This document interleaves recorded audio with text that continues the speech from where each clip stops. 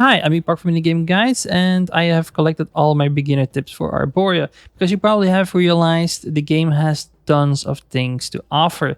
But if you actually really focus down on the most important things, it's pretty okay and actually a pretty great game.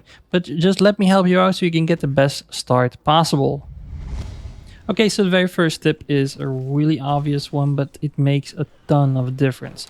Really get to know the attack patterns of the enemies. Really just spend some time just dodging. Don't worry too much about attacking and really understand all their attacks. That way you can actually predict when they're going to be doing their attack and you know when to dodge.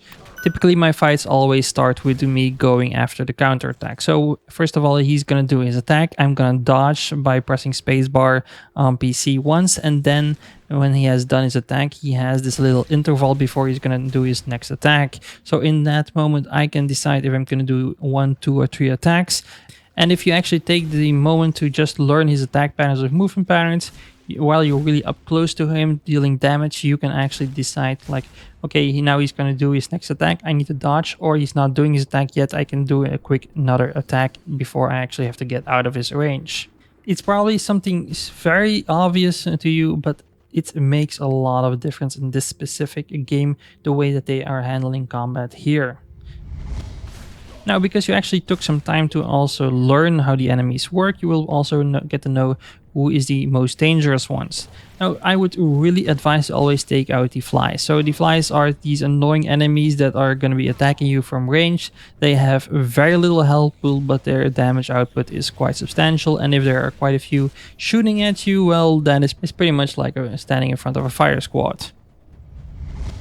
Now, you probably have already realized there are tons of weapons and mutations and abilities in the game, which is awesome. It gives you tons of variety, but there are actually a few problems on that front because there are some abilities better than the other ones. For example, Shockwave. I really want to talk about Shockwave because it's probably one of the best early abilities because you can actually do a large AoE attack, which is fairly cheap.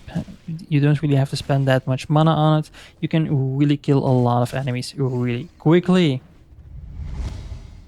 Now, there are tons of weapons in Arboria which all are viable in some way or the other. Now, I do have some personal favorites, like for example the axe is a lot better than the lance or the scythe, because with the axe I can attack multiple enemies at the same time, while with the lance and the scythe it's a little bit harder. But nonetheless, there is actually one thing that you really need to keep in mind when you're starting out. When you actually die, you're going to get a new body from the shaman, and you can choose among the 4 or 5 Jotuns a new body. Now, really look at those stats. Now, there are a lot of stats, they're pretty much all useful to look at, but the one that I really cared about the most is the proficiency with weapons.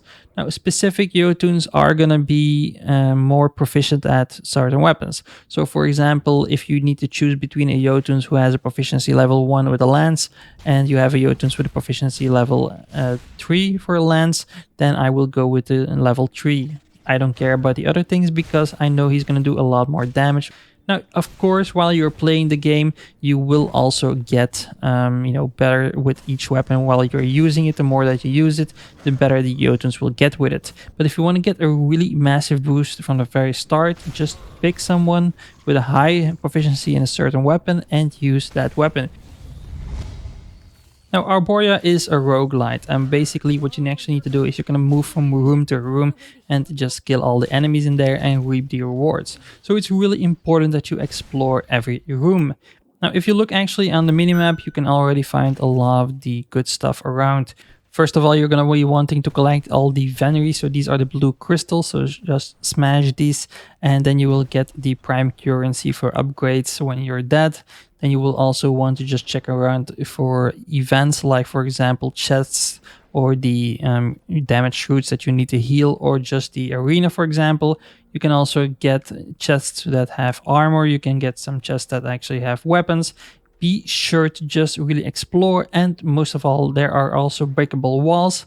Now, they are kind of a little bit hidden away, but if you actually know what those walls look like, so right on the screen right now, they are pretty obvious which ones you actually need to destroy. Sometimes you also have an icon on the mini-map which kind of showcases where you can find one of these breakable walls, but they are probably something that will get removed in early access, but I'm not sure about that. But you know, they're pretty easy identifiable walls in game. And my very last tip is basically just to spend your Venue very wisely. There are two specific places that I would really prioritize myself. So first of all, we have the spawner, so that's just, you know, available from the very start. So just be sure to upgrade there so you can get the best Yotun for every run. And after that, you also want to just get the symbiote vendor, basically, who is going to give you your first starting weapons. Now by upgrading him, you actually get access to scraps, which you can use to buy the weapon that you want. So for example, once again, if your Jotun has a proficiency with an axe, then you can ask him to let you start with an axe. And also the more you upgrade him, the better that axe will be from the very start, which is going to make those very first levels run really, really smoothly. Now, those were my beginner tips for Arboria. Now, I am still in the very first 12 hours, I believe. But if you have some tips of your own, please share them in the comments down below so I can learn something, and also the other people that will watch this video after you like it. I want to thank you for watching, and I'll see you in the next one. See ya.